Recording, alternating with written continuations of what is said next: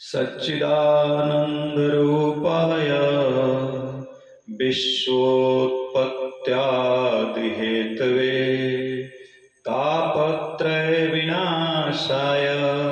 श्रीकृष्णाय वयं नमः। श्रीकृष्णाय वयं नमः। ॐ नमो भगवते वासुदेवाय। ॐ नमो भगवते वासुदेवाय। ॐ नमो भगवते वासुदेवाय। ॐ नमो भगवते वासुदेवाय।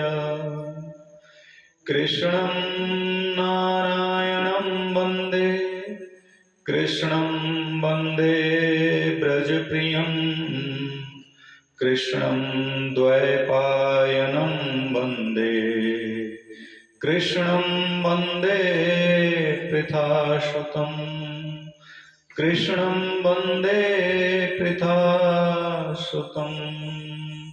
श्रीकृष्ण गोविन्द हरे मुरारे, हे नाथ नारायण वासुदेव, हे नाथ नारायण वासुदेव, हे नाथ नारायण वासुदेव। श्री कृष्ण गोविंद हरे मुरारे, हे नाथ नारायण वासुदेव, हे नाथ नारायण वासुदेव। श्रीमद् भागवत महापुराण कथा ज्ञान यज्ञ का आज चतुर्थ दिवस है। अष्टम स्कंध की शुरुआत हो रही है। तो आप सभी सज्जनों से निवेदन है कि आप सभी लोग ध्यान पूर्वक भगवान वासुदेव का ध्यान करके इसे सुने और अपने अंतर मन में इसे उतारने का प्रयास करें। श्रीमद् भागवत के 8वें स्कंध को भागवत में मनवंतर स्कंध कहा गया है। मनवंतर का अर्थ दिया गया है सद्धर्म, और सद्धर्म का अर्थ है सताम धर्म सद्धर्म। संत महात्माओं की जीवन शैली का नाम है सद्धर्म। इस 8वें स्कंद में भक्तों के प्रेम के वशीभूत होकर भगवान ने अनेक अवतार धारण किए हैं, उन्हीं की कथाएं हैं। राजा परीक्षित के जीवन के अब 4 दिन ही शेष रह गए हैं, क्योंकि 3 दिन बीत चुके हैं। वे सोचते हैं कि पूरा समय भगवान की कथा में ही व्यतीत होना चाहिए। राजा परीक्षित पूछते हैं, यदस्मिन्नन्तरे ब्रह्मन् भगवान विश्वभावना कृतवान् कुरुते कर्ता प्रतिते नागते द्वा। हे प्रभु, पिछले मनवंतरों में भगवान के कौन कौन से अवतार हुए, इस मनवंतर में कौन कौन से अवतार होंगे और आने वाले मनवंतरों में कौन कौन से अवतार होंगे।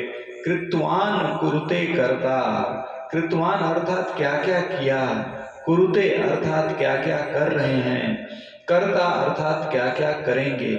इसी से यह स्पष्ट होता है कि इतिहास और पुराण में अंतर है। इतिहास, इतिहास की यही व्याख्या है। ऐसा पहले हुआ था, और पुराण वह है जो पुराना होकर के भी नित्य नवीन बना रहे, जिसमें भविष्य का दिग्दर्शन हो, उसका नाम है पुराण। तो इसीलिए इसको भगवत महापुराण कहते हैं। सज्जनों, क्या क्या करेंगे, महर्षि व्यास यह कैसे सुना सकते हैं कि भगवान क्या अवतार लेंगे और क्या क्या करेंगे। यह तो बड़ा विलक्षण प्रश्न कर दिया। उसके तो 2 ही समाधान हैं। महर्षि व्यास को भविष्य का दर्शन होता है कि कौन कौन से अवतार होंगे और क्या क्या करेंगे, यह पहला समाधान है। ऋषि के मुख से जो बात निकल जाए तो भगवान उसे पूरा करेंगे, यह दूसरा समाधान है। अपने भक्त की वाणी को सत्य करना उनकी व्यवस्था है, नहीं तो भविष्य कैसे बताएंगे कि भगवान क्या क्या अवतार लेंगे। सबसे पहले मनवंतर में स्वयंभू मनु हुए। जब वे भगवान की तपस्या कर रहे थे तब असुर उनको खाने के लिए दौड़े। उनकी रक्षा के लिए भगवान का यज्ञ अवतार हुआ। दूसरे मनवंतर में भगवान का विभु अवतार हुआ और तीसरे मनवंतर में भगवान का सत्यसेन अवतार हुआ। चौथे मनवंतर में भगवान का हरि अवतार हुआ, जिसमें उन्होंने ग्राह से गजेंद्र को मुक्त किया। तो गजेंद्र मोक्ष, यहाँ गजेंद्र नामक जो कहानी है इसमें ये बता रहा है कि गजेंद्र नामक एक हाथी था और उसको ग्राह ने ग्रस्त किया था, उसको भगवान ने कैसे मुक्त किया इसकी कथा है। विदुर जी ने कहा भगवान का अवतार भक्तों के लिए और मनुष्यों के लिए होता है, ग्राह और गजेंद्र के लिए भगवान का अवतार हुआ। ये दोनों तो पशु थे। अब सोचिए कि पशुओं के लिए भी भगवान पशुओं के भक्ति में ऐसे लीन हो जाते हैं कि भगवान जो है कि अवतार लेते हैं। तो ये दोनों तो पशु थे। हमें इस बात से कौतुक है, क्या हुआ गुरुदेव, यह कैसे हुआ, विस्तार से सुनाइए। आप प्रश्न करेंगे और हम बोलेंगे तो आप बड़ी रुचि से सुनेंगे, क्योंकि आपका अपना प्रश्न होगा। विदुर जी ने पूछ लिया कि गजेंद्र और ग्राह के लिए भगवान का अवतार क्यों हुआ, ये कौन थे? तो सुखदेव जी कहते हैं राजन आसीत गिरिवरो राजन त्रिकूट इति विश्रुतः क्षीरोदेनावृतः श्रीमान्यो जनायुतमुक्षितः। त्रिकूट नाम का एक विशाल पहाड़ था जो क्षीर सागर से घिरा हुआ था। उसकी तलहटी में एक बड़ा सुंदर उपवन था। उस उपवन में एक बड़ा सुंदर सरोवर था। उस सरोवर में कमल के पुष्प खिले रहते थे, भ्रमर गुंजार करते रहते थे। इतना सौंदर्य था कि स्वर्ग के देवी देवता भी कभी कभी उस उपवन और सरोवर में आ जाते थे। जंगल में एक बहुत शक्तिशाली हाथी अपने परिवार के साथ रहता था। शेर और चीता भी उससे डरते थे। एक दिन मध्याह्न के समय वह जंगल में विचरण करता रहा और प्यास लगी तो सरोवर में पानी पीने गया। अपने परिवार को भी पानी पिलाया और पानी उछाल उछाल कर परिवार के साथ खेलने लग गया। जब वह जल क्रीड़ा कर रहा था तभी एक ग्राह अब पानी के अंदर उसको पकड़ने के लिए धीरे धीरे बढ़ रहा था। सुखदेव जी कहते हैं राजन, ये ग्राह उसी तरह बढ़ रहा था जैसे काल व्यक्ति की तरफ बढ़ता है। गजेंद्र क्या है? एक मदहोश गृहस्थ। यहाँ भगवान को समझाया भगवान ने कि गजेंद्र मतलब कि जो हाथी है एक तरह से क्या है, वो एक तरह से मदहोश गृहस्थ है जो अपने मस्त, उस गृहस्थ को पता ही नहीं कि काल हमारे सामने कैसे आ रहा है। जो 24 घंटे विलास में लगा रहता है, उसको यह होश ही नहीं रहता है कि एक दिन इस संसार से हमको जाना है। जिसको यह होश नहीं है उसी का नाम है गजेंद्र। जिसको ये होश ही नहीं है कि मुझे संसार छोड़कर कब जाना है, उसी का नाम क्या है? गजेंद्र। हम और आप जन्मदिन मनाते हैं, बहुत अच्छी बात है, मनाना चाहिए।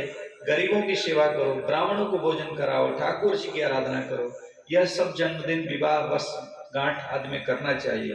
लेकिन ये कभी नहीं भूलना चाहिए कि हमारा एक वर्ष और व्यतीत हो गया। हमारे जीवन का एक वर्ष बढ़ा या घटा, घट गया, बढ़ा नहीं, यही सदैव याद रखना चाहिए। और जो इस बात को याद नहीं रखता है वो अंत में पश्चाताप करता है।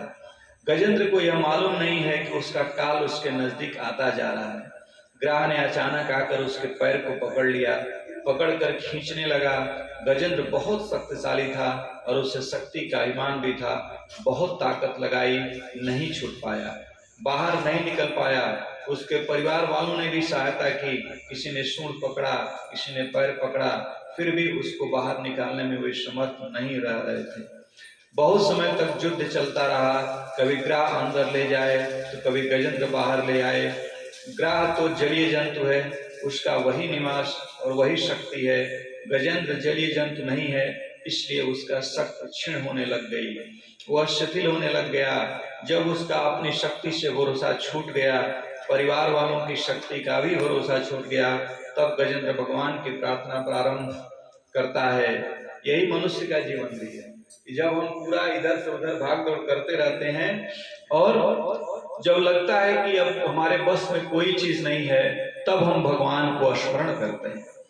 इसलिए कहा जाता है कि दुख में सुमिरन सब करे, सुख में करे न कोई, और जो सुख में सुमिरन करे दुख काहे को होए। तो ये बात है, लेकिन हम इसको ध्यान ही नहीं देते। और इस तरह से अब वह जब लगा उसको कि अब मैं मर जाऊंगा, तब वह क्या करता है कि गजेंद्र भगवान की प्रार्थना करता है, और वो गजेंद्र प्रार्थना करता है जिसको ही गजेंद्र मोक्ष नामक किताब में लिखा गया है, वो प्रार्थना करता है। और इस स्तुति को बड़ी प्रसिद्ध है। आपत्ति विपत्ति या किसी भी संकट का समय हो तो गजेंद्र स्तुति का पाठ करना चाहिए। अगर आप भाव से पाठ करेंगे तो जैसे गजेंद्र ने वो भगवान ने बचाया था, ऐसे ही भगवान आपको और हमको भी बचा सकते हैं।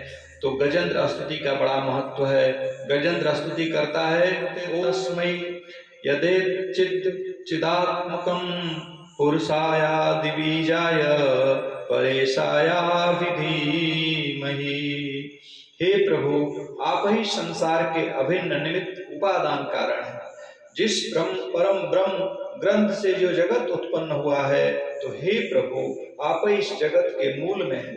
मैं आपके चरणों में प्रणाम करता हूँ। गजेंद्र कहता है कि प्रभु, मैं जानता हूँ कि आप निर्गुण निराकार हैं, लेकिन अपने प्रेमी भक्त की प्रार्थना सुनकर कभी कभी सगुण साकार रूप में भी आ जाया करते हैं। आज मेरे ऊपर संकट पड़ा है प्रभु, आप मेरी शक्ति समाप्त हो चुकी है प्रभु, मेरे परिवार की भी शक्ति समाप्त हो चुकी है प्रभु, आप ही मेरा एकमात्र आश्रय हैं। हे प्रभु, मुझे इस ग्रह के बंधन से मुक्ति चाहिए और कुछ नहीं चाहिए। अगर आप प्रभु के हृदय से सच्ची प्रार्थना करेंगे तो आप ठाकुर जी जरूर सुनेंगे। लेकिन जिस व्याकुलता से गजेंद्र ने प्रार्थना की, वह अवस्था आनी चाहिए। गजेंद्र की क्या अवस्था थी? अपनी शक्ति का भरोसा समाप्त हो गया है, सहयोगियों की शक्ति का भरोसा भी समाप्त हो गया है। जब जीवन में यह स्थिति आती है कि परिवार वाले और मित्र वर्ग कोई भी सहायता नहीं करते, अपनी बुद्धि भी काम नहीं करती, अपना शरीर भी काम नहीं करता, उस स्थिति में तनाव न लेकर सत्वगुणी बुद्धि से भगवान की प्रार्थना करनी चाहिए। तो भगवान की कृपा गजेंद्र की तरह तुरंत प्राप्त हो जाएगी। बोलिए श्री वृंदावन बिहारी लाल की जय। भगवान से प्रार्थना की तो भगवान द्वारिका से गरुड़ पर सवार होकर शब्दों की गति सदृश दौड़े दौड़े आए। छंदो मयेन गरुणेन, इसका अर्थ संत लोग कहते हैं कि गजेंद्र ने जैसे ही गोविंद नाम पुकारा तो भगवान ने गो द्वारिका में सुना, और बिंद पूरा होते होते, मतलब कि जब वो पूरा वर्णन करता गया और गोविंद नाम जैसे ही उसमें आया तो गो माने अपना गोकुल उन्होंने छोड़ दिया, और बिंद पूरा होते होते सब भगवान सरोवर के किनारे प्रकट हो गए। आकर देखते हैं कि हाथी का केवल सूंड बची है, बाकी पूरा शरीर डूब चुका है। धन्य है भगवान। भगवान गरुड़ पर सवार हैं, उनको गरुड़ से उतरने का भी समय नहीं मिला। गरुड़ पर बैठे बैठे ही कितनी कुशलता से सुदर्शन चक्र का प्रयोग कर दिया कि ग्राह का मुख फट गया, लेकिन गजेंद्र के पैर में कहीं चोट नहीं आई। भगवान गजेंद्र की सूंड पकड़कर बाहर निकाल लाए, गजेंद्र का उद्धार हो गया। धन्य हो प्रभु, धन्य। गजेंद्र का स्पर्श किया तो ग्राह का भी उद्धार हो गया, दोनों का शरीर छूट गया, दोनों दिव्य रूप में प्रकट हो गए। हमारे गुरुजी एक बात और कहते थे कि पहले उद्धार किसका हुआ, ये समझने की बात है। पहले उद्धार किसका हुआ, ग्राह का कि गजेंद्र का? क्योंकि जब वो चक्र चलाए तो उद्धार इसमें तो गजेंद्र भी मरा, भगवान के हाथ मरा, तो मरे। ग्राह जब मरा भगवान के हाथ से तो इसका मतलब कि वो भगवान ने उसको भी मुक्ति दी और फिर इसकी भी मुक्ति हुई। तो कैसे हुआ? तो पहले ग्राह का उद्धार हुआ। क्यों? जिसने भगवान के चरण पकड़े उसका पहले उद्धार हुआ, या जिसने भक्त के चरण पकड़े उसका पहले उद्धार हुआ। ग्राह ने गजेंद्र के चरण पकड़े थे और गजेंद्र ने भगवान के चरण पकड़े थे, इसलिए पहले ग्राह का उद्धार हुआ जिसने भक्त के चरण पकड़े। अब समझिए कितनी बड़ी बात है कि भगवान भक्त के चरण पकड़ने वाले का उद्धार पहले करते हैं। कि जो भगवान का भक्त है उसका कोई चरण अगर पकड़ ले तो उसका भी भगवान क्या करते हैं, उद्धार करते हैं, और पहले उसी का उद्धार करते हैं और बाद में भक्त का उद्धार करते हैं। तो भगवान की भक्ति में जो लीन है भक्त, अगर उस भक्त का भी कोई चरण पकड़ ले तो भगवान उस चरण पकड़ने वाले का उद्धार करते हैं। ये है भगवान की महिमा, संत की बड़ी महिमा है। जो ईश्वर प्राप्त संत है उनकी शरण में आ जाओ और वे आपके लिए भगवान से प्रार्थना कर दें तो क्षण भर में आपका उद्धार हो जाएगा। इसीलिए किसी अच्छे को अपना गुरु बनाना चाहिए, क्योंकि गुरु भगवान का अगर ध्यान करता है, सही संत है, तो गुरु के शरण में जाने पर हमारा भी क्या होगा, उद्धार हो जाएगा। और आपके लिए भगवान से प्रार्थना, यह संत की महिमा है। लेकिन इसका सुखदेव जी महाराज पशु होकर भी इनको इतनी भक्ति और शक्ति कहाँ से मिली? मान लीजिए कि भाई ये पशु थे और तो इनको कहाँ से शक्ति और भक्ति मिली? वे ये कौन थे? यह जो ग्राह था वह पिछले जन्म में गंधर्व था। जब ऋषि मुनि सरोवरों में स्नान करने जाते तो डुबकी लगाकर महात्माओं का पैर खींचता था ये गंधर्व। देवल ऋषि ने उसको साप दे दिया, मूर्ख कहीं का, तू स्वर्ग में रहकर भी पैर खींचने का काम कर रहा है, जा मैं तुझको ग्राह ही बना देता हूँ, जिससे तू सबके पैर ही खींचा करना। वह ग्राह बन गया। यह जो गजेंद्र था पिछले जन्म में इंद्रदुम्न नाम का राजा था, भगवान का भजन करता था, बहुत बड़ा भक्त था। एक दिन पहाड़ी की तलहटी पर बैठा हुआ जप कर रहा था, तभी अगस्त ऋषि वहां से निकले। अगर संत आए तो उठकर प्रणाम करना चाहिए। वो सोचता है ठीक है, अब भी बाबा जी हैं तो मैं भी भजन कर रहा हूँ, मैं भी कोई बाबा से कम हूँ क्या? अगर भजन का भी अभिमान आ गया तो बड़ा संकट हो जाता है। अगस्त ऋषि ने शाप दिया, मूर्ख कहीं का, यदि संत आ गए और पता न लगे तो अपराध नहीं होगा, लेकिन आपको पता चल जाए कि संत आए हैं और आप आसन जमा कर पूजा पाठ कर रहे हैं, उठकर संत का सम्मान नहीं करते तो अपराध लगता है। अगस्त ऋषि ने शाप दिया, तू हाथी की तरह बैठा रहा तो जा तू हाथी हो जा। इंद्रदुम्न नाम का राजा हाथी हो गया। इस प्रकार से गजेंद्र और ग्राह दोनों का उद्धार हुआ। बोलिए से वृंदावन बिहारी लाल की जय। आगे की कथा शुरू होती है समुद्र मंथन से। 5वें मनवंतर में भगवान का वैकुंठ अवतार हुआ, जिसमें लक्ष्मी जी की प्रार्थना से भगवान ने रमा वैकुंठ का निर्माण किया। 6वें मनवंतर में भगवान का अजित अवतार हुआ, जिसमें उन्होंने समुद्र मंथन करवाकर देवताओं और असुरों के माध्यम से अमृत को प्रकट किया, दैत्यों को वंचित किया और देवताओं को अमृत पिला दिया। विदुर जी ने फिर रोका, मैत्रेय जी जब दोनों से समुद्र मंथन करवाया तो दोनों में से एक को अमृत कैसे पिलाया और दूसरे को कैसे वंचित कर दिया? भगवान ने जरूर कोई लीला रची होगी, उसको भी सुनाइए। तब मैत्रेय जी कहते हैं, स्वर्ग पर बलि का राज्य हो गया था। दुर्वासा जी के हिसाब से इंद्र को स्वर्ग से हटाना पड़ा, बलि का सर्वत्र साम्राज्य हो गया था। देवता लोग भागे भागे भगवान के पास गए। देवताओं का एक ही आश्रय है, भगवान नारायण। भगवान की प्रार्थना की और भगवान प्रकट हो गए। भगवान नारायण देवताओं को कूटनीति का उपदेश देते हैं। मैंने आपको बताया था कि भागवत में सब कुछ है, राजनीति है, कूटनीति है, भक्ति है, वैराग्य है, निष्काम कर्म है। यहाँ पर भगवान देवताओं को कूटनीति का उपदेश दे रहे हैं। देवताओं ने कहा, भगवान दैत्यों ने स्वर्ग छीन लिया है, बलि वहां का राजा हो गया है, हम क्या करें? भगवान ने कहा, मेरी बात को ध्यान से सुनो। देवताओं, तुम लोग इस समय असुरों से मित्रता कर लो। सुनकर बड़ा आश्चर्य हुआ कि जिसने हमारा सब कुछ छीन लिया उससे हम लोग मित्रता क्यों करें? भगवान ऐसे ही भगवान समझा रहे हैं। भगवान कह रहे हैं ऐसे मित्रता कर लो जैसे कि सर्प और चूहे नहीं थे। आपको सुनकर लग रहा होगा कि भगवान क्या सिखा रहे हैं? यह तो आदमी बिना सीखे ही कर रहा है, तो भगवान क्यों कर रहे हैं? आदमी जो बिना सीखे कर रहा है और जो भगवान सिखा रहे हैं इसमें अंतर है। बिना सीखे व्यक्ति जो धोखाधड़ी करता है, विश्वासघात करता है, वह व्यक्तिगत स्वार्थ के लिए करता है। भगवान यहाँ विश्वासघात क्यों सिखा रहे हैं? भगवान सिखा रहे हैं क्योंकि देवताओं की संपत्ति दैत्यों ने छीन ली है। आप या हम विश्वासघात करते हैं अपने स्वार्थ के लिए, दूसरे को नुकसान पहुंचाने के लिए, लेकिन भगवान अपनी संपत्ति वापस लेने के लिए भगवान देवताओं को सिखा रहे हैं। शास्त्र यह विधान करता है कि अगर तुम्हारा विरोधी अधर्मी है, तुमसे ज्यादा शक्तिशाली है और धर्म के रास्ते चलकर उसका सामना नहीं कर सकते, तो छल के रास्ते चलकर भी उसका सामना किया जा सकता है, तो वह धर्म के अंतर्गत है। तभी तो बाली को भगवान ने छुप करके मारा था। क्योंकि वो अधर्मी था और इसलिए उसको ऐसा करना जरूरी था। क्यों? धर्म के अंतर्गत कैसे है? अगर अधर्मी विजयी हो गया तो समाज में अधर्म बढ़ेगा। आप अगर धर्म के रास्ते चलते हुए उससे पराजित हो गए और आपने धर्म का साथ नहीं दिया तो अधर्म को बढ़ावा मिलेगा। अगर आप छल के रास्ते से भी उसको पराजित करके विजयी हो गए तो आप धर्म को आगे बढ़ाने में सहयोगी बनेंगे। आप कहेंगे कि कोई प्रमाण है? सबसे बड़ा प्रमाण तो श्री कृष्ण ही है। महाभारत युद्ध में जितने छल हुए वे पांडवों की तरफ से ही हुए, है ना। भीष्म पितामह को छल से हटाया गया, द्रोणाचार्य को छल से हटाया गया, कर्ण को छल से मारा गया। और इनकी योजना बनाने वाले कौन थे? जिन्होंने धर्म की स्थापना की घोषणा की थी वे ही थे ना।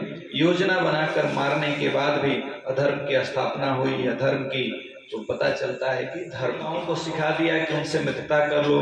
अब देवताओं को बात समझ में आ गई, ठीक है मित्रता कर लेंगे। बोले फिर क्या करें? समुद्र मंथन करो, उससे क्या होगा? समुद्र से अमृत निकलेगा और उस समय मैं आ जाऊंगा, मैं तुमको छल करके अमृत पिला दूंगा और दैत्यों को अमृत नहीं मिलेगा। उससे तुम सशक्त हो जाओगे और बाद में तुम दैत्यों से जीत जाओगे। यह योजना भगवान ने बनाई। समुद्र मंथन के लिए बलि के साथ मित्रता हो गई। मंदरगिरी को लेकर के आते हैं, मंदरगिरी नामक पर्वत था, उसको लाया गया। मंदरगिरी मथानी बन गए। मथानी चलाने के लिए अब रस्सी भी तो चाहिए ना। बोले रस्सी किसको बनाए? बोले वासुकी नाग को बुला लो। जब सारा काम छल के आधार पर ही चल रहा है तो एक छल और सही। इन लोगों के साथ वासुकी नाग को भी लालच दे दिया कि तुझे भी अमृत देगा। वह बेचारा आ गया, उसको रस्सी बना दी गई। अब वासुकी नाग रस्सी बन गया, मंदरगिरी मथानी बन गया। एक तरफ वासुकी नाग का मुख है और दूसरी तरफ पूंछ है। भगवान जानते थे कि जब मंथन होगा तो वासुकी नाग के शरीर में गर्मी बढ़ेगी और इसके मुख से विष निकलेगा। अगर मैं दैत्यों को पहले से कहूंगा कि तुम मुख की तरफ लग जाओ तो इनकी तो उल्टी बुद्धि है, ये कहेंगे कि हम पूंछ पकड़ेंगे। जिनकी उल्टी बुद्धि हो ना तो उनसे पहले से ही उल्टा बोलना चाहिए, तब वो सीधा काम करेंगे। यहाँ पर भी यह शिक्षा भगवान देते हैं। वे चाहते थे कि दैत्य लोग मुख की तरफ लगे। भगवान ने कहा हम लोग मुख पकड़ लेते हैं, तुम लोग पूंछ पकड़ लो, मंथन प्रारंभ करें। वे जानते थे कि जवाब क्या मिलेगा। दैत्य बोले क्यों भाई, हम पूंछ क्यों पकड़ें? पूंछ सर्प का अमंगल अंग है। क्या हम में शक्ति कम है, तपस्या कम है, किस बात की कमी है जो हम पूंछ पकड़ें? पूंछ तुम लोग पकड़ो, हम लोग मुख पकड़ेंगे। भगवान बोले कोई बात नहीं, आप ही मुख पकड़ लो। वे यही चाहते थे। यह देखो भगवान श्री कृष्ण की लीला, उन्हीं की इच्छा से उनका मुख पकड़ा दिया। जैसे ही मंथन प्रारंभ हुआ तो मंदरगिरी नीचे जाने लग गया तो भगवान नारायण 1,00,000 योजन के कच्छप बन गए। भगवान जो है कि कुछ खुद ही बहुत विशाल कच्छप कछुए का रूप धारण कर लिया। उन्होंने अपनी पीठ पर मंदरगिरी को धारण कर लिया। अब मंदरगिरी चलने लग गया। राजा परीक्षित इतने प्रेम से कथा सुन रहे हैं, उन्होंने बीच में पूछ लिया सुखदेव जी, भगवान की पीठ पर इतना बड़ा पहाड़ घुमाया जा रहा है, उनको कष्ट नहीं हो रहा होगा? सुखदेव जी हंसने लग गए। राजन, भगवान 1,00,000 योजन का कछुआ बने। इतना बड़ा कछुआ है, जब उनकी पीठ पर मंदरगिरी चल रहा था तो कच्छप भगवान को मंद मंद नींद आ रही थी। उनको अच्छा लग रहा था। क्यों? उनको ऐसा लग रहा था कि जैसे छोटा बच्चा पीठ खुजलाता है तो माता पिता को नींद आ जाती है, तो उनको भी ऐसा लग रहा था। इतने विशाल कच्छप के लिए छोटा सा मंदरगिरी का क्या भार रखता है। मंथन प्रारंभ हुआ। जब जोर से मंथन हुआ तो वासुकी नाग के मुख से विष निकलने लग गया तो वे असुर जलने लग गए। बोले रोको रोको। भगवान बोले बीच में नहीं रुकेगा, हमने पहले ही कहा था पूंछ पकड़ो, हम क्या करें? तुम्ही ने अपनी इच्छा से मुख पकड़ा है। भगवान ने असुरों को पहले ही अधमरा कर दिया। लेकिन जब और जोर से मंथन हुआ तो समुद्र में से सबसे पहले क्या निकला? हलाहल विष। अमृत के लिए मंथन हो रहा है लेकिन विष निकला। कहने का अर्थ है क्या है? आप जब भी कोई अच्छा काम करने चलेंगे, ध्यान रखिएगा, ये बता रहा है कि मंथन हो रहा है तो पहले क्या निकला? विष। तो जब कोई अच्छा काम के लिए आप काम शुरू करेंगे तो हमेशा उसमें सबसे पहले विपत्ति आएगी। तो भगवान कह रहे हैं, ये बता रहे हैं कि अमृत मंथन के लिए मंथन हो रहा है लेकिन विष निकला। कहने का अर्थ है आप जब भी कोई अच्छा काम करने चलेंगे तो प्रारंभ में व्यवधान जरूर आएगा। अच्छे कामों की यही लक्ष्य है। देखिए हम लोग शुरू किए थे मंगलवार को, लेकिन गड़बड़ हो गया। अगर आप उस व्यवधान से डर गए तो कभी सफलता नहीं मिलेगी। उस व्यवधान का सामना करो। पहले हलाहल विष निकलता है, मंथन बंद हो गया क्योंकि विष से सारा त्रैलोक्य ही जलने लग गया। अब क्या करें? बोले चलो संकट में तो भोले बाबा ही काम आते हैं। सारे देवता भोले बाबा के पास गए और स्तुति करने लगे।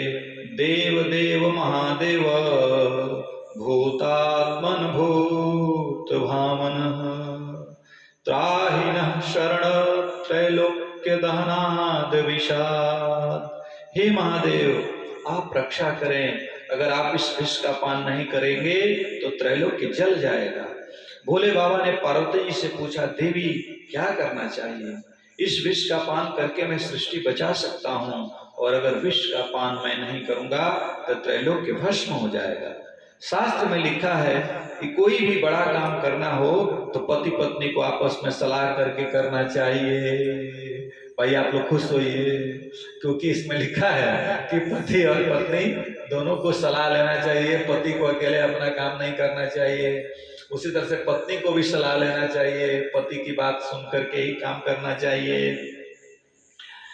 यह शास्त्र की आज्ञा है। पार्वती जी से भगवान पूछते हैं कि क्या करना है, विष पीना है कि नहीं, बताइए। लेकिन आप पार्वती जी का धर्म संकट समझिए। अब उनके पास धर्म संकट आ गया।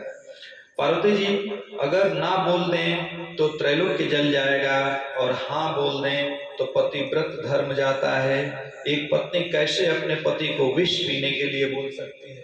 क्योंकि विष जहर है और मर जाएंगे तो पत्नी का दोष लगेगा कि भाई इनके करने से ये मर गए। बात समझ रही हैं आप?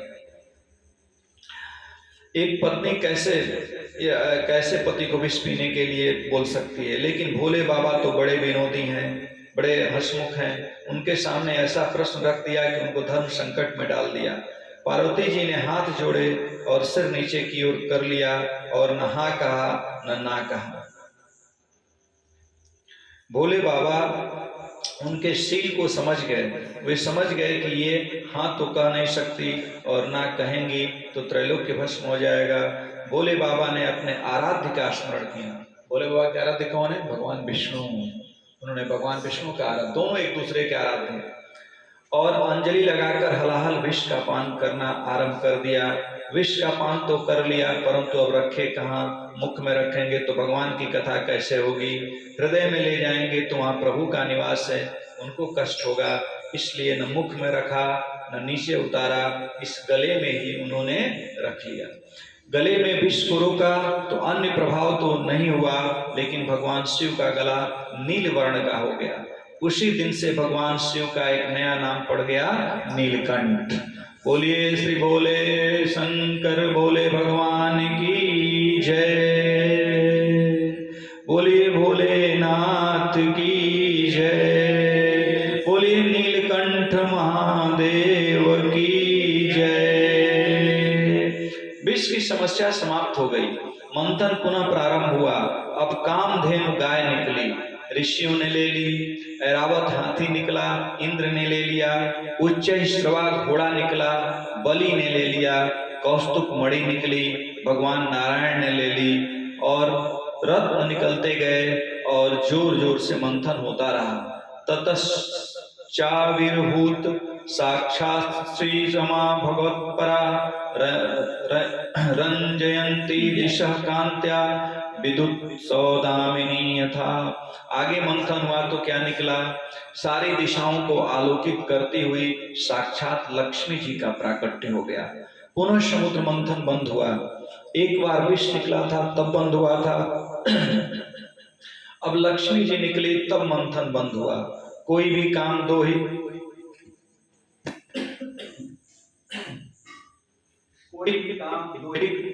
कारण से बंद होते हैं, या तो भय से या तो लोभ से। इस संसार का नियम है।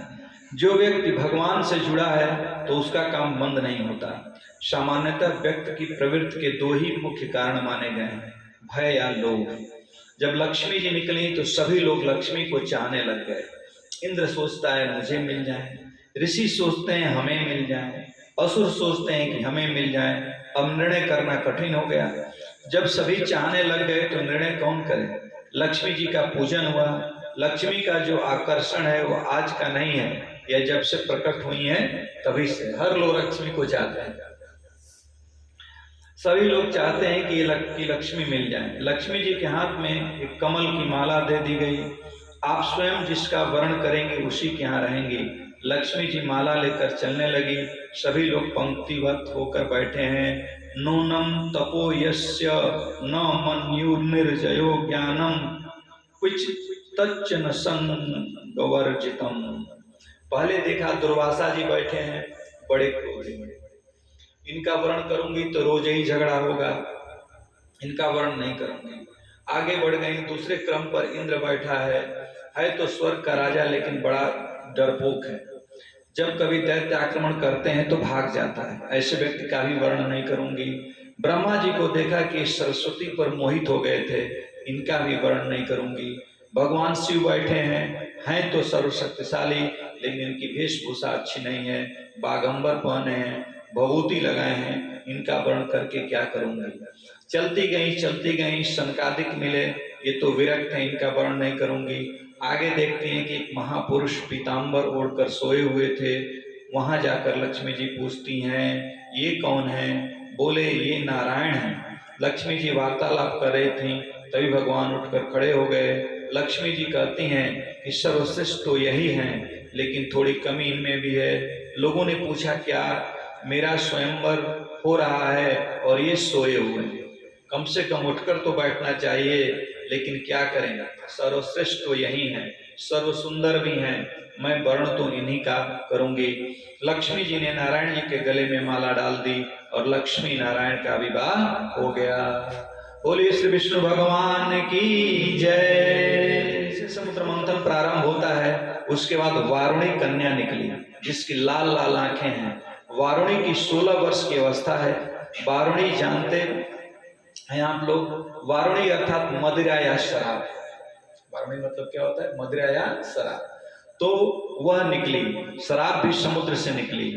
उसका भी एक रत्न में गणना है। उसको बड़े बड़े घराने के लोग बहुत पसंद करते हैं। जितना बड़ा पैसा वाला होगा ना, उतनी ही कीमती शराब मंगा कर पीता है। जब वारुणी निकली तब दैत्य बोले हम लेंगे। देवता बोले बहुत अच्छा, यह तुम्हारे ही योग्य है, तुम लोग ही ले जाओ। वारुणी को दैत्यों ने ले लिया।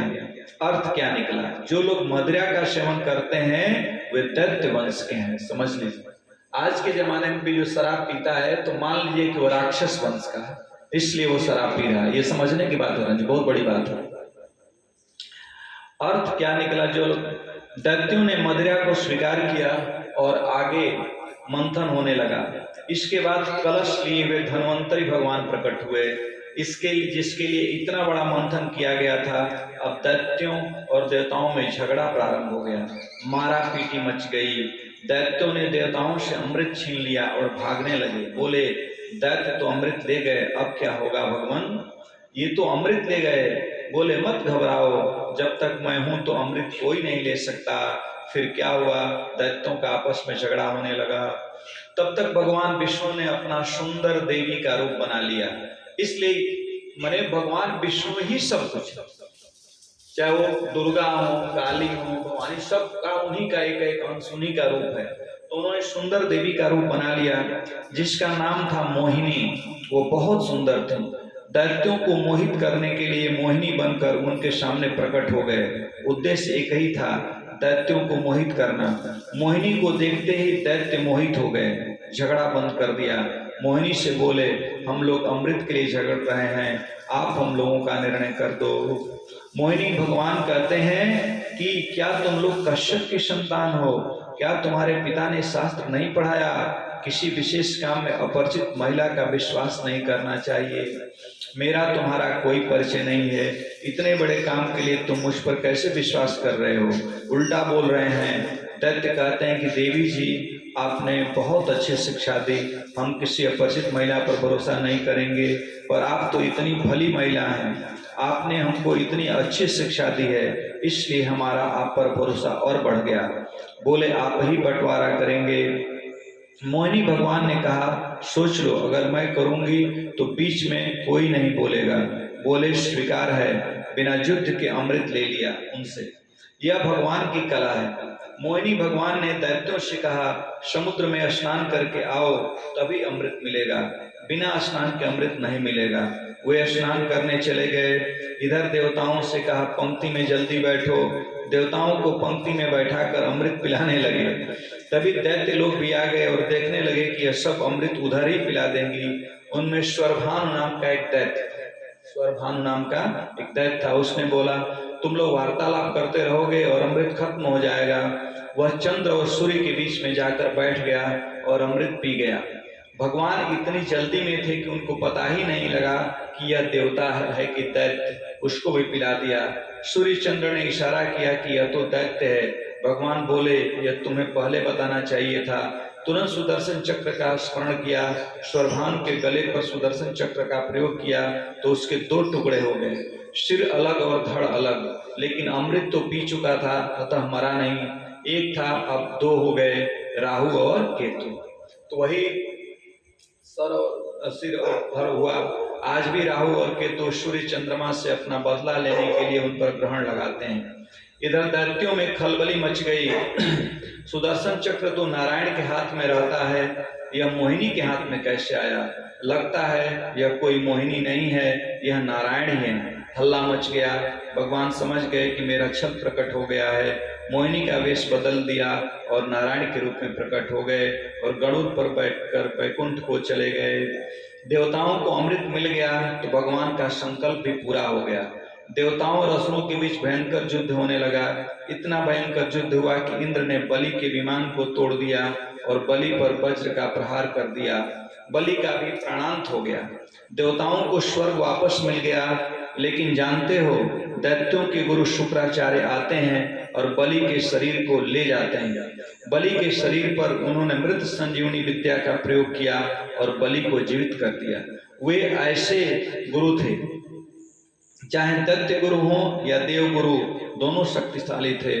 बलि ने पुनः यज्ञ करवाया। यज्ञ करवाकर धनुष, बाण, रथ, शंख, अस्त्र शस्त्र आदि शक्तियां पुनः प्राप्त की और शुक्राचार्य ने बलि को आदेश दिया कि जाओ स्वर्ग के दरवाजे पर जाकर युद्ध का शंख बजा दो। जैसे ही बलि ने दोबारा जाकर युद्ध का शंख बजाया तो देवता लोग घबराए। अभी तो इतनी मेहनत करके मार कर आए थे, अब कौन आ गया? कोई भी दैत्य आता है और सीधे स्वर्ग पर ही आक्रमण करता है। दैत्य शक्तिशाली हुआ तो इंद्र कुछ नहीं कर सकता, स्वर्ग छोड़कर भागना ही पड़ता है। यह है स्वर्ग का सुख। इंद्र ने कहा अभी तो मार कर आए थे, अब क्या हुआ? गुरुदेव से पूछा अब कौन आ गया? गुरुदेव ने कहा अरे यह तो वही बलि है, बलि को उसके गुरु ने जीवित कर दिया है। इंद्र ने पूछा गुरुदेव हम क्या करें? बृहस्पति जी ने कहा इंद्र इस समय बलि की शक्ति बढ़ी हुई है, उसका सामना करने से कोई लाभ नहीं है, तुम लोग स्वर्ग छोड़कर भाग जाओ। इंद्र बोला गुरुदेव आपको मालूम है भागना तो है ही, हमारे लिए कोई नया काम नहीं है, लेकिन यह तो बताइए कि स्वर्ग में वापस कब आने को मिलेगा? बृहस्पति जी ने बता दिया कि जिस शुक्राचार्य से बलि को शक्ति प्राप्त हुई है, जिस दिन वह यह अपने गुरुदेव शुक्राचार्य की बात नहीं मानेगा, उस दिन इसका राज्य छिन जाएगा और तुमको वापस राज्य मिल जाएगा।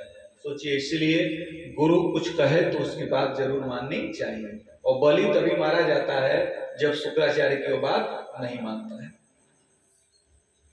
उस दिन जब तक तुम कंदराओं में निवास करो जाकर के कहीं, यह स्वर्ग का सुख है या दुर्भाग्य। फिर इंद्र स्वर्ग छोड़कर भाग गया, बेचारा कंदराओं में जाकर तपस्या करने लग गया। इधर देवताओं की माँ अदिति जो दैत्यों की माँ है, वे दोनों कश्यप ऋषि की पत्नियां हैं। तो अदिति अत्यंत दुखी रहने लगी। जिसके बेटों का सब कुछ छीन लिया जाए तो वह माँ सुखी कैसे रह सकती है? अदिति जब दुखी रहने लग गई तब कश्यप जी ने एक दिन पूछा तुम इतनी दुखी हो, क्या कारण है? अदिति बोली प्रभु आपको मालूम नहीं, मेरे बच्चों की संपत्ति दैत्यों ने छीन ली है। स्वर्ग पर बलि का राज है। मेरे बच्चे कंदराओं में किसी तरह समय व्यतीत कर रहे हैं। एक माँ के लिए इससे बड़ा कष्ट का कारण क्या हो सकता है। कश्यप जी ब्रह्मनिष्ठ थे, उनको उनके ऊपर किसी बात का कोई प्रभाव नहीं पड़ता था, लेकिन पत्नी का दुखी हृदय देखकर वे भी द्रवित हो गए। यहाँ अब आगे कश्यप जी बताते हैं कि किस तरह से वामन अवतार भगवान का हुआ था। कश्यप जी ने अदिति को पयोव्रत नाम का अनुष्ठान बताया। देवी केवल 12 दिन का अनुष्ठान है, अगर तुमने यह अनुष्ठान सफलतापूर्वक कर लिया तो तुमको ऐसा पुत्र मिलेगा जो दैत्यों को स्वर्ग से हटा देगा। अदिति माँ ने पयोव्रत का अनुष्ठान किया। पयोव्रत सफल हुआ। जो अच्छे भाव से अनुष्ठान करता है वह जल्दी सफल होता है। अदिति के सामने परम ब्रह्म परमात्मा नारायण शंख चक्र गदा पद्म लिए हुए प्रकट हो जाते हैं। अदिति माँ ने कहा, आप मेरी आराधना का उद्देश्य जानते हैं। मैं यही चाहती हूँ कि मेरे बच्चों की संपत्ति वापस मिल जाए, मुझको ऐसा पुत्र मिले।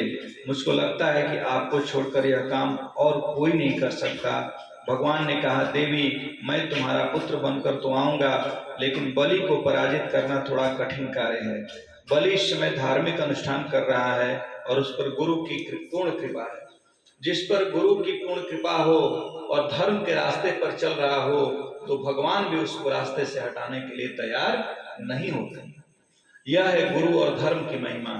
अदिति माँ से भगवान स्पष्ट कहते हैं, सुखदेव जी कह रहे हैं, प्रयोधुना ते सुरयूथ नाथा अपारणीया इति देवी में मति यते नुकूलेश्वर विप्रगुप्ता न विक्रमस्तत्र सुखम ददाति। देवी जहाँ गुरु की कृपा है, जहाँ धर्म विधि हो रही है, वहाँ धर्म के रास्ते से सामना करना थोड़ा कठिन है। अदिति माँ कहती है, क्या मेरा कार्य नहीं होगा? और अदिति माँ मौन हो गई।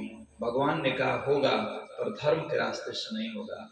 भगवान ने संकेत कर दिया कि मैं अवतार लूंगा, तुम्हारा पुत्र बनकर आऊंगा, लेकिन धर्म के रास्ते से बलि का सामना नहीं करूंगा।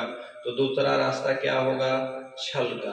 तुम अपने पति को मेरा स्वरूप मानकर सेवा करो। माँ अदिति कश्यप जी को भगवान का रूप मानकर उनकी सेवा करने लग गई। भगवान ने उनके गर्भ में प्रवेश किया। भाद्रपद का महीना था, शुक्ल पक्ष था, द्वादशी तिथि थी, जिसको वामन द्वादशी भी कहते हैं। मध्याह्न का समय था। उसी समय अदिति माँ के सामने शंख चक्र गदा पद्म लिए हुए भगवान प्रकट हो गए। आकाश से फूलों की वर्षा होने लग गई, धुंध भी बजने लग गई, अप्सराएं नृत्य करने लग गईं। कश्यप और अदिति ने प्रार्थना करते हुए कहा, प्रभु आपका स्वरूप हमने देख लिया, लेकिन अब हमारी प्रार्थना है कि शंख चक्र गदा के रूप में आप प्रकट हुए तो पता लग गया कि आप भगवान हैं, लेकिन हमारी जो अभिलाषा है कि आप हमारे पुत्र बनकर आए हैं, कृपा करके बालक बन जाइए। यहाँ लिखा है, बभूवते नैव स वामनो वटुः संपश्यतो दिव्य गति अर्था नट। नट माने कलाकार। जैसे कलाकार वेश बदल लेता है और कलाकार को वेश बदलने के लिए पर्दे के पीछे जाना पड़ता है, लेकिन भगवान को आवश्यकता नहीं। शंख चक्र गदा पद्म लिए थे, तब कश्यप अदिति ने प्रार्थना की तो उस रूप को बदल दिया और एक वामन अंगुल के ब्रह्मचारी का वेश धारण कर लिया। वामन भगवान का प्राकट्य होता है और सारे ऋषि महात्मा प्रसन्न हो जाते हैं। तुम वटुम वामनम दृष्ट्वा मोदमानाम हर्षयः कर्माणि कारयामाशु पुरस्कृत्य प्रजापतिम। बोलिए श्री वामन भगवान की जय। बोलिए श्री विष्णु भगवान की जय। इस तरह से अब जात कर्म संस्कार हो गया। उसके बाद यज्ञोपवीत संस्कार करते हैं। गायत्री मंत्र का उपदेश हुआ। ब्रह्मा जी कमंडल देते हैं, पृथ्वी मृग चर्म देती हैं, साक्षात अन्नपूर्णा वामन ब्रह्मचारी जी को भिक्षा देती हैं। इस प्रकार वामन भगवान का पूजन होता है। देवराज इंद्र को दैत्यों से स्वर्ग वापस दिलाना वामन अवतार का प्रयोजन ही था। इसी उद्देश्य के लिए वामन भगवान वहां चल पड़े नर्मदा जी के किनारे जहाँ बलि यज्ञ कर रहे थे। इस समय जिसको भरूच बोलते हैं उसका शुद्ध नाम भृगु कक्ष था। आप देखें नर्मदा मैया की महिमा है।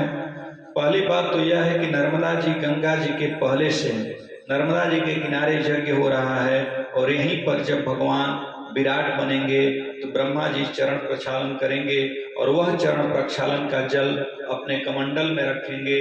बाद में वही जल भगीरथ की तपस्या से गंगा जी बनकर आता है। तो नर्मदा का प्रादुर्भाव पहले हुआ है जो वहां बहती है। बाद में वही जल भगीरथ की तपस्या से गंगा जी बनकर आता है। हम सभी लोग बड़े सौभाग्यशाली हैं कि नर्मदा के किनारे हमको निवास मिला है। और यह भी लिखा है कि कलयुग में गंगा यमुना लुप्त प्राय हो सकती हैं पर नर्मदा जी हमेशा रहेंगी। वामन भगवान वहां पहुंच जाते हैं।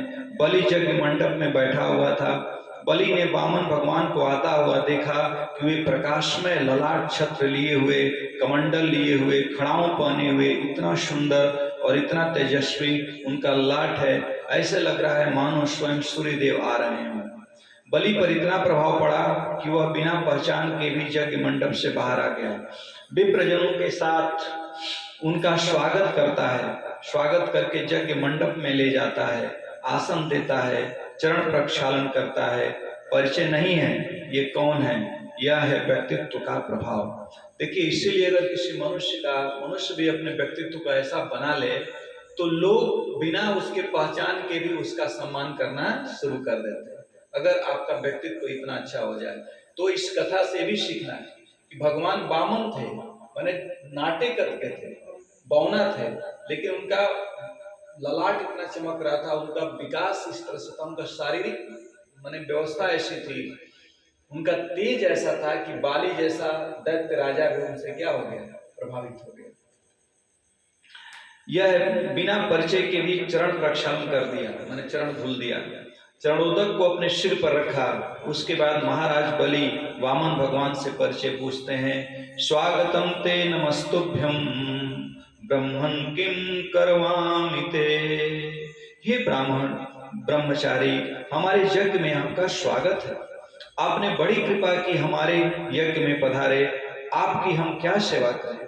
आपकी मुख छवि को देखकर लगता है कि आप कुछ मांगने आए हैं। हे ब्रह्मचारी ब्राह्मण, आपको क्या चाहिए? सोना चाहिए, चांदी चाहिए, गाय चाहिए, हाथी चाहिए, राज्य चाहिए, जो चाहिए मांग लें। आज हमारे यज्ञ की आपने शोभा बढ़ाई है, मैं बहुत प्रसन्न हूँ। किसी से मांगना चाहिए तो कैसे मांगना चाहिए, वामन भगवान से सीखें। अब देखिए कैसे मांग रहे हैं। वामन भगवान पहले उसकी प्रशंसा करते हैं। किसी से आपको कुछ काम कराना हो तो पहले उसकी प्रशंसा करिए, उसको खुश करिए। आप इंद्र हैं, आप सूर्य हैं, आप वरुण हैं, खुश हो जाएगा। पहले तो बहुत प्रशंसा की, अरे बलि तुमने तो आप बात कही वह तुम्हारे स्वरूप के अनुरूप है। तुम्हारे परिवार में यशस्वी महापुरुष हुए हैं, बड़े बड़े दानवीर हुए हैं, बड़े बड़े शक्तिशाली हुए हैं। अभी तक तुम्हारे परिवार में एक भी व्यक्ति कृपण हुआ ही नहीं, इसलिए तुमने जो कहा वह तुम्हारे अनुरूप ही है। सारी बात पहले से पक्की करते जा रहे हैं। हाँ करके ना भी नहीं किया। तुम्हारे परिवार में हिरण्याक्ष हुआ, हिरण्यकश्यप हुआ, जिसका पराक्रम देखकर विष्णु भी घबरा जाता था। स्वयं विष्णु हैं लेकिन उल्टा बोल रहे हैं यहाँ पर। तुम्हारे परिवार में प्रहलाद हुए, विरोचन जैसे महापुरुष हुए। महाराज बलि कहाँ तक वर्णन करूं आपके परिवार का। तुमने बहुत अच्छा कहा कि मैं मांग लूं, लेकिन हम लोग तो विरक्त पुरुष हैं, भक्त महात्मा हैं। हम तुम्हारी संपत्ति लेने के लिए नहीं आए हैं। हमको तुम्हारी संपत्ति नहीं चाहिए। तुम्हारी संपत्ति लेकर हम क्या करेंगे। महाराज बलि ने कहा, मेरी इच्छा है प्रभु, मेरी प्रसन्नता के लिए कुछ स्वीकार करें। वामन भगवान बोले, अच्छा तुम्हारी खुशी के लिए लेना है तो मैं विचार करता हूँ। मुझको तो नहीं चाहिए, पर तुम्हारी खुशी के लिए अगर लेना है तो मेरा छोटा सा स्वरूप है, 52 अंगुल, केवल 52 अंगुल के थे वो। भगवान का वामन नाम क्यों पड़ा जानते हो? क्योंकि वो केवल 52 अंगुल का शरीर था। इतना छोटा शरीर भगवान ने क्यों बनाया, इसका भी कारण है। भगवान भी जब किसी के यहाँ मांगने जाएंगे तो छोटा तो बनना पड़ेगा। देखिए कितनी बड़ी बात है। मतलब कि आप किसी से कुछ मांगने जा रहे हैं तो इसका मतलब कि आप बहुत छोटे हैं, आप छोटे हैं तभी मांगने जा रहे हैं। तो अगर उतना बड़ा शरीर लेकर के उनके पास जाते तो वो छोटे नहीं कहलाते, इसलिए वो छोटे बने। जो मांगता है वह छोटा होता है और जो देता है वह बड़ा होता है, इसलिए वामन भगवान छोटे बन गए। यह सब कथाएं हमको सिखाती हैं कि बहुत कुछ आवश्यकता न हो तो कभी किसी से कुछ मांगना नहीं चाहिए, क्योंकि आप जैसे ही मांगेंगे ना तो आप कितने भी बड़े हों उसके सामने आप क्या हो जाएंगे, छोटे हो जाएंगे। इसलिए ध्यान रखना चाहिए, मांगना छोटेपन का लक्षण है और देना बड़ेपन का लक्षण है। वामन भगवान भी मांगने के लिए छोटे बनकर गए। उन्होंने कहा, देखो मेरा तो छोटा सा शरीर है, यदि तुम्हारी खुशी के लिए ही लेना है तो अपने छोटे से शरीर से इन पैरों से 3 पग पृथ्वी मैं नाप लेता हूँ। 3 पग मैं पृथ्वी लूंगा, 3 फाल जिसको हम लोग कहते हैं। मुझको इतनी पृथ्वी दे दीजिए। राजा बलि हंसने लग गए। स्वाभाविक था, कोई भी हंसेगा, क्योंकि 52 अंगुल का आदमी 3 पग माने 3 फाल कितनी जमीन लेगा? तीनों क्या बचपने की बात है। मेरे जैसा दानवीर एक बार मेरे दरवाजे पर आने के बाद याचक का मांगना बंद हो जाता है। मुझसे मांगा 3 पग पृथ्वी, वह भी अपने छोटे छोटे पैरों के नाम से। एक बार फिर विचार कर लो, दोबारा मांगने के बाद फिर मांगना नहीं पड़ेगा। ब्राह्मण ब्रह्मचारी वामन भगवान ने कहा, बलि देना है तो 3 पग पृथ्वी दे दो। जिसको 3 पग से संतोष नहीं उसको 3 लोक से भी संतोष नहीं हो सकता। देना चाहो तो 3 पग पृथ्वी ही दे दो, इससे ज्यादा मैं नहीं ले सकता। हम तुम्हारी खुशी के लिए ले रहे हैं, हमको तो उतना भी नहीं चाहिए था। कहा, ठीक है, महापुरुष जितना स्वीकार करें। हाथ में संकल्प का जल लेकर देने के लिए तैयार हुए। गुरु शुक्राचार्य वहीं खड़े थे, दोनों का सारा वार्तालाप सुन रहे थे। गुरुदेव समझ गए कुछ गड़बड़ है। शुक्राचार्य जी ने बलि से कहा, ठहरो, अभी संकल्प मत करो। बोले, क्यों गुरुदेव? मैंने इतने बड़े बड़े दान किए, आपने कभी मना नहीं किया। एक छोटी सी भूमि दान के लिए मना कर रहे हैं, वह भी तब जब इतना सुयोग्य पात्र मिला है। बोले, सुयोग्य पात्र होता तो मैं कभी मना नहीं करता। यह वामन ब्रह्मचारी नहीं है, यह तो विष्णु है, यह तुमको छलने आया है। गुरु ने पहचान लिया, यह अभी छोटा बना है, जब तुम देने का संकल्प कर लोगे तो यह बड़ा बन जाएगा। बड़ा बनकर 2 पैर में तुम्हारे त्रिलोकी को नाप लेगा और तीसरे पैर के लिए कुछ नहीं बचेगा, जिसके कारण तुमको नरक भेज देगा। गुरु ने सब भविष्य बता दिया, मना कर दिया, संकल्प मत करो। बलि ने कहा, गुरुदेव, एक बार हाँ करने के बाद सत्यवादी के लिए ना करने का शास्त्र में विधान कहाँ है? देखिए कितनी बड़ी बात है। शुक्राचार्य जी ने कहा, विधान है 6 जगहों पर झूठ बोलना चाहिए, उसका पाप नहीं लगता। कहाँ कहाँ नहीं? ध्यान से सुन लेना, वह काम आएगा। कभी न कभी तो झूठ बोलना ही पड़ता होगा। कहाँ कहाँ बोले तो पाप नहीं लगता। शास्त्र में लिखा है, स्त्रीषु नर्म विवाहे च वृत्यर्थे प्राण संकटे गौ ब्राह्मण हिंसायाम नानित्रम स्यात् जुगुप्सितम। 6 जगहों पर झूठ बोलने से पाप नहीं लगता है। उल्टा स्त्रियों में अगर कोई फंस जाए, माने नीच स्त्रियों से अगर कोई पुरुष फंस जाए तो झूठ बोलकर निकल जाना चाहिए, उसका पाप नहीं लगता। हंसी मजाक में कोई झूठ बोलता है तो उसका भी पाप नहीं लगता है। और कन्या का विवाह अगर थोड़ा झूठ बोलने से भी हो रहा हो तो उसका भी पाप नहीं लगता है। इसीलिए लोग झूठ झाट बोलकर शादी करा देते हैं।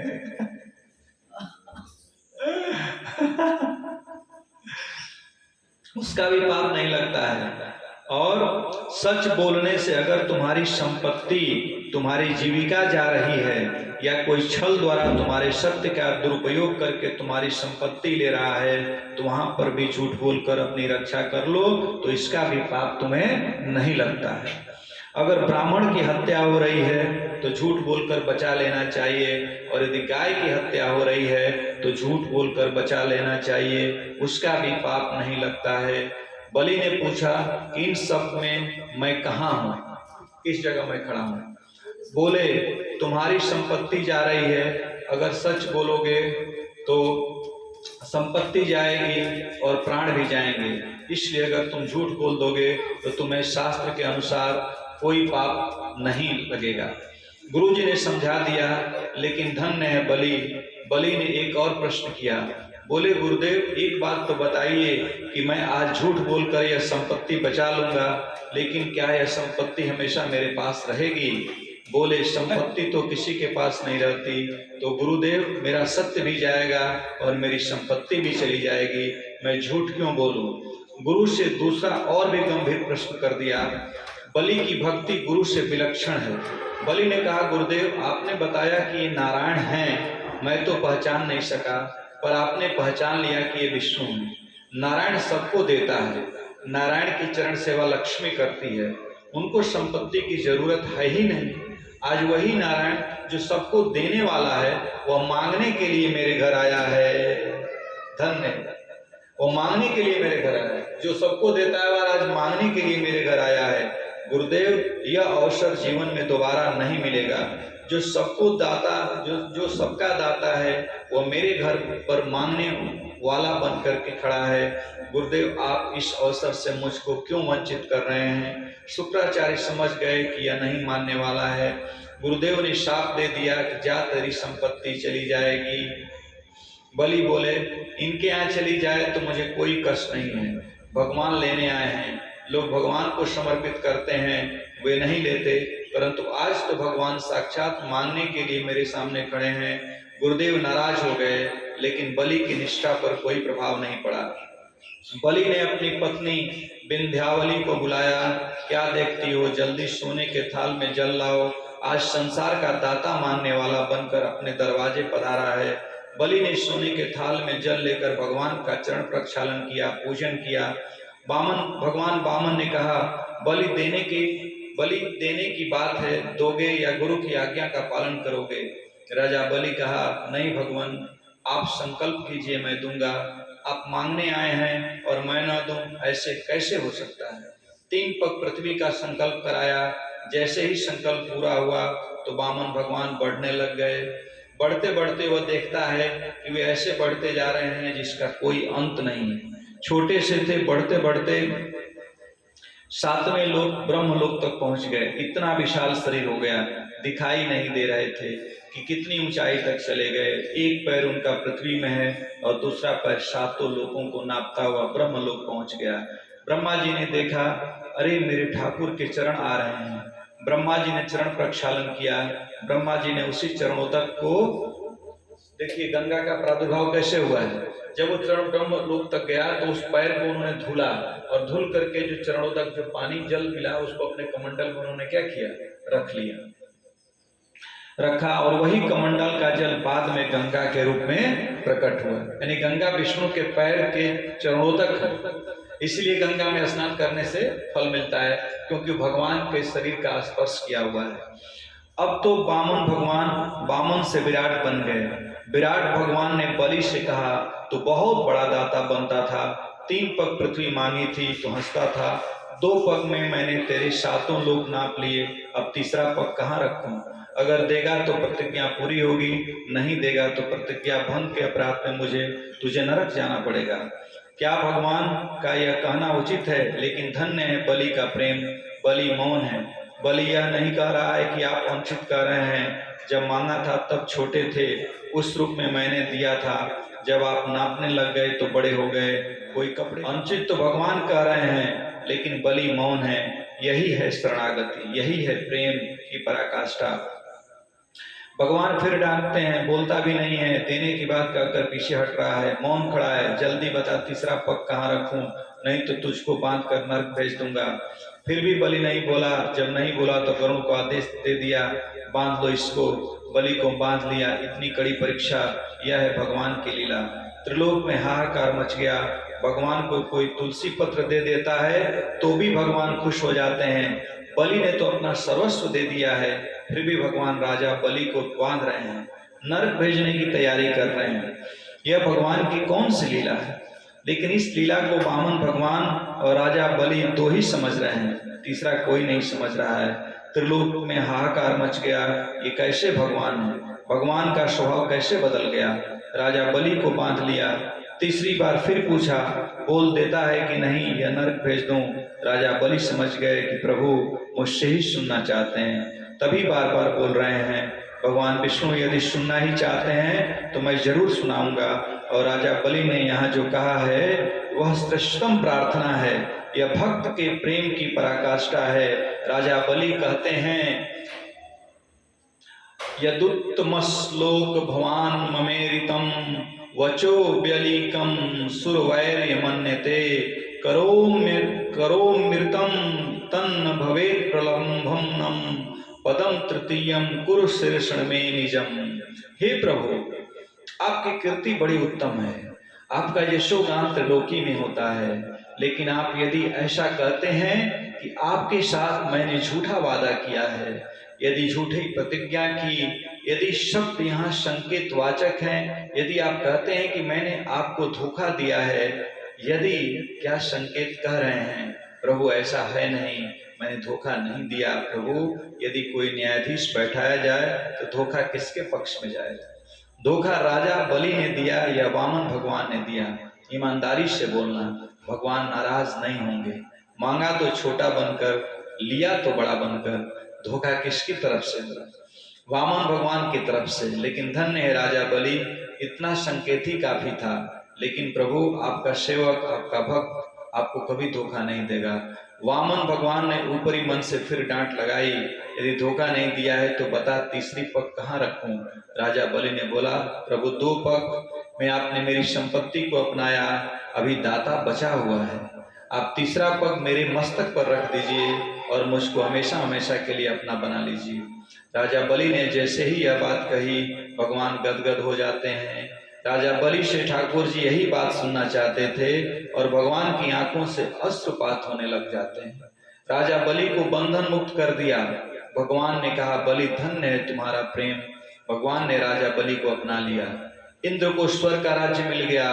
बलि को भगवान ने कहा, बलि, तुम सुतलोक के राजा बनोगे, तुम चलो सुतलोक। प्रभु, मैंने सुना है कि एक बार अपनाने के बाद आप कभी छोड़ते नहीं हैं। मैं सुतलोक जाऊंगा और आप वैकुंठ जाएंगे, मैं आपके बिना कैसे रहूंगा? भगवान कहते हैं कि नहीं बलि, देखने में यह लगता है कि मैंने तुमको छला, लेकिन सच्चाई यह है कि तुम्हारे प्रेम ने मुझको छल लिया है। मैं वैकुंठ नहीं जाऊंगा। बलि, तुम सुतलोक के राजा बनोगे और मैं सुतलोक में द्वारपाल बनकर तुम्हारी रक्षा करूंगा। यह है भक्त और भगवान के प्रेम का युद्ध, जिसमें हमेशा भगवान ही पराजित होते हैं, भक्त हमेशा विजयी होता है। सुतलोक का राजा बलि को मिल जाता है और इस तरह सुतलोक का राजा बलि बन जाते हैं। बोलिए श्री विष्णु भगवान की जय, बोलिए श्री वृंदावन बिहारी लाल की जय, बोलिए श्री वृंदावन बिहारी लाल की जय। सर कैसे 7:18 हो रहा है सर।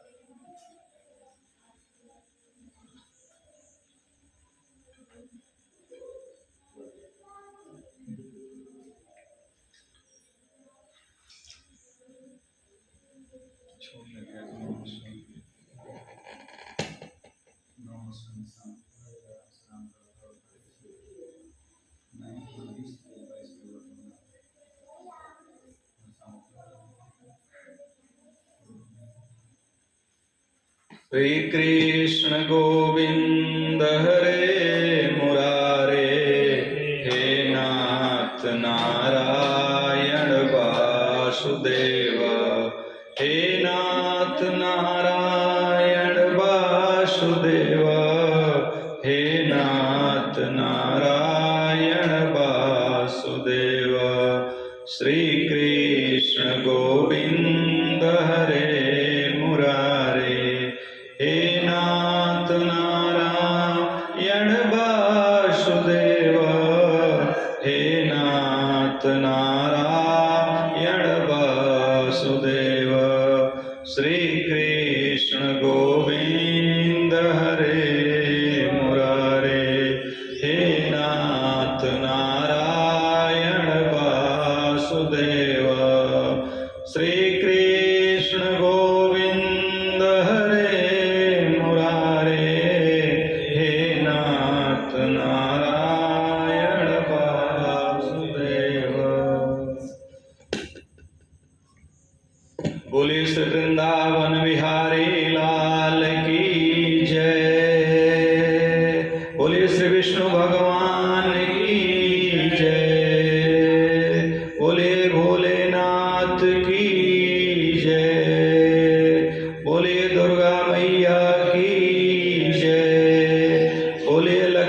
मैया की जय। बोलिए पार्वती मैया की जय। बोलिए ब्रह्म बाबा की जय।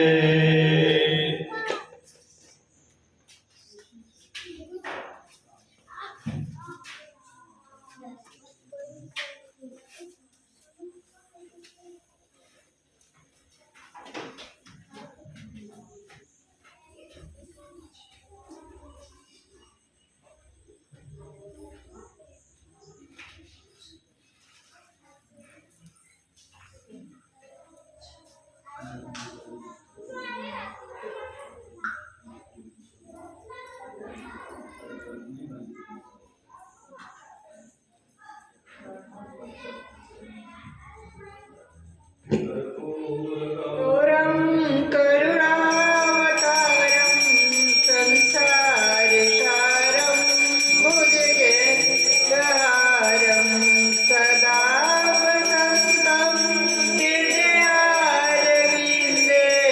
भवं भवामि सहितं नमामि कर्पूरगौरं करुणावतारं संसारसारं भुजगेन्द्रहारं सदा वसन्तं हृदयारविन्दे भवं भवामि सहितं नमामि तमेव माता च पिता तमेव बन्धो च सखा तमेव विद्या द्रविणं तमेव सर्वं मम देव जय ब्रह्मदेव तमेव सर्वं मम देव